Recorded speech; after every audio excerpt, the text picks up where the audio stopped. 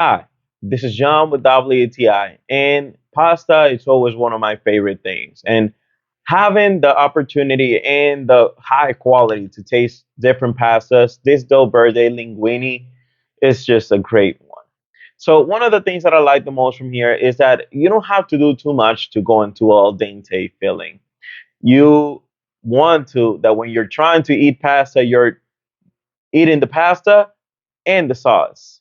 It's not this whole thing together. So at the same time, the texture is pretty good. A couple of good minutes and you're good, set to go.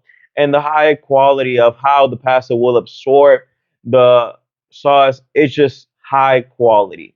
So if you're just trying to just get a great linguine for you to do your meals, in the case, one of the things that I like the most is how easy it is to do pasta. You get a nice sauce, you put the pasta into it. As a single guy that I live in my own apartment, I don't like cooking for extended periods. This just does the job for me. So this was John with WTI. That was my point of view.